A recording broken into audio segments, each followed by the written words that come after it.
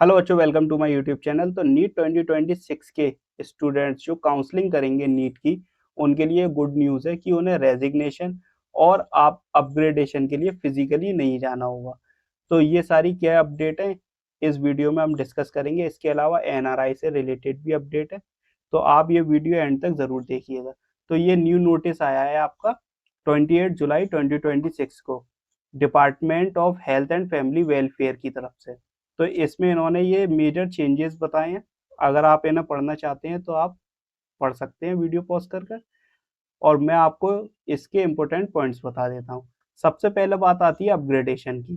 तो अपग्रेडेशन के लिए फिजिकली आपको नहीं जाना, ठीक है। फिजिकली रिपोर्टिंग की ज़रूरत नहीं है। अब अगर आपको सीट अलॉट हो गई है और अपग्रेड ऑप्शन चूज किया है तो कॉलेज फिजिकली रिपोर्ट करना कंपलसरी नहीं है। यानी कि कॉलेज अब आप फिजिकली रिपोर्ट करना कंपलसरी नहीं है। आपका एडमिशन काउंसलिंग सिस्टम में वैलिड रहेगा।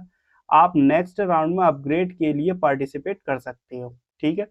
अब जो क्या होगा कि काउंसलिंग की जब आपका रजिस्ट्रेशन वगैरह स्टार्ट होगा और आपने अगर अपग्रेडेशन के लिए चूज करा है, तो चूज करने के बाद आप अगर अपग्रेड करने के लिए कॉलेज नहीं जाते तो आपका एडमिशन वैलिड रहेगा, क्योंकि मेन चीज़ ये है कि हमारा एडमिशन वैलिड रहना चाहिए और उसके लिए आपको फिजिकली नहीं जाना, ठीक है। सेकंड है ऑनलाइन रेजिग्नेशन फैसिलिटी। अब कैंडिडेट एमसीसी काउंसलिंग पोर्टल से ही ऑनलाइन रेजिग्नेशन दे सकते हैं। कॉलेज जाकर फिजिकल रेजिग्नेशन देने की ज़रूरत नहीं होगी, ठीक है। एमसीसी के जो पोर्टल होगा आप वहीं से ही रेजिग्नेशन दे सकते हैं। पहले क्या होता था, आप कॉलेज जाते थे तब जाके रेजिग्नेशन देते थे। अब आप फिजिकल एमसीसी के पोर्टल से दे सकते हैं और कॉलेज जाकर फिजिकली रेजिग्नेशन देने की ज़रूरत नहीं है, क्योंकि कॉलेज दूर दूर होते थे। आप वहाँ जाना आना उसमें काफ़ी टाइम वेस्ट होता था, ठीक है। तो उसके लिए अब आपको सिर्फ एमसीसी की पोर्टल पर जाना है। ये फैसिलिटी काउंसलिंग रूल्स और प्रिस्क्राइब्ड टाइमलाइन के अकॉर्डिंग होगी, ठीक है। एक टाइम दिया जाएगा कि आप रेजिग्नेशन देना चाहते हैं या नहीं। तो ये चीज़ तो सही है, बिना टाइम के फिर अदर बच्चों को भी चांसेस मिलेंगे। NRI quota documents online upload कर सकते हैं, ठीक है। डीम्ड यूनिवर्सिटीज़ में एनआरआई रिजर्वेशन लेने वाले कैंडिडेट्स अपने डॉक्यूमेंट्स ऑनलाइन अपलोड कर सकते हैं। जो बच्चे एनआरआई वाले रिजर्वेशन में एडमिशन लेते हैं तो उन्हें फिजिकली डॉक्यूमेंट्स लाना पड़ते थे, अब उन्हें ऑनलाइन अपलोड करने का मौका दिया जाएगा। यानी कि अब वो अपने डॉक्यूमेंट्स ऑनलाइन अपलोड कर सकते हैं। फिजिकल डॉक्यूमेंट सबमिशन की रिक्वायरमेंट कम हो गई है। तो फिजिकली जो डॉक्यूमेंट्स है उनकी रिक्वायरमेंट कम हो गई है। Counselling process more transparent. MCC ने काउंसलिंग सॉफ्टवेयर और प्रोसेस में इम्प्रूवमेंट किए हैं। एम है काउंसलिंग को ज़्यादा ट्रांसपेरेंट, सिंपल और स्टूडेंट फ्रेंडली बनाना, ठीक है। मैं आपको बताऊं ये दो चेंजेस सबसे बढ़िया है, एक अपग्रेडेशन वाला, सीट अपग्रेड वाला, और दूसरा ऑनलाइन रेजिग्नेशन वाला।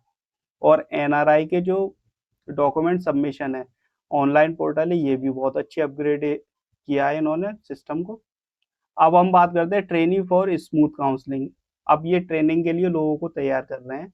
एमसीसी ने स्टेट डीएमईएस और मेडिकल कॉलेज के ऑफिसर्स के लिए ट्रेनिंग ऑर्गेनाइज की है। इससे काउंसलिंग प्रोसेस में एरर्स और डिले कम होगा। देखते हैं, पिछली बार तो बहुत डिले रहा था। 6 सीट इंफॉर्मेशन पब्लिक होगी। अब जो आपकी सीट की इंफॉर्मेशन होगी वो पब्लिक रहेगी।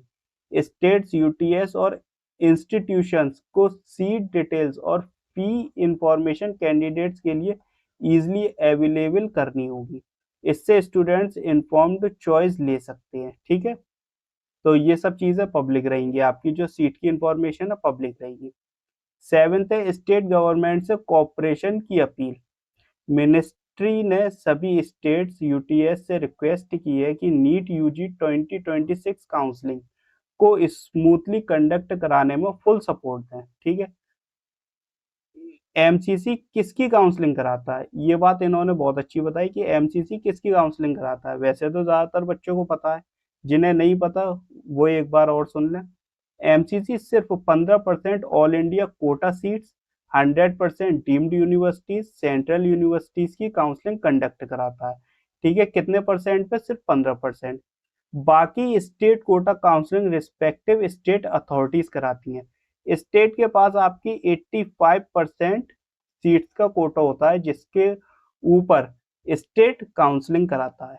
तो अगर आप अपनी स्टेट काउंसलिंग में पार्टिसिपेट करना चाहते हैं तो आप अपनी स्टेट की वेबसाइट विजिट करें और देखें कि उनका काउंसलिंग स्केड्यूल क्या है। ठीक है, 15% ऑल इंडिया कोटा से फिल होती हैं आपकी सीट और 85% स्टेट से। नेक्स्ट हम बात करेंगे सबसे important updates exam counselling perspective.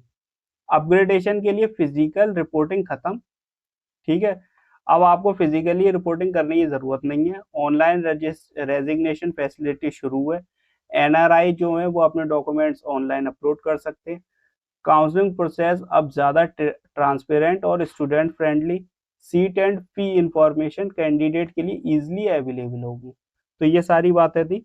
इसमें से आपके अपग्रेडेशन वाली बात बहुत अच्छी है कि ऑनलाइन हो जाएगा, रेजिग्नेशन ऑनलाइन हो जाएगा, एनआरआई के जो डॉक्यूमेंट्स हैं वो भी ऑनलाइन अपलोड हो जाएंगे। तो ये तीनों जो इन्होंने चेंजेस किए हैं बहुत अच्छे किए हैं काउंसलिंग से पहले। अब जब इन्होंने ये चेंजेस किए हैं तो मुझे उम्मीद है कि काउंसलिंग का आपका रजिस्ट्रेशन बहुत जल्दी शुरू होने वाला है।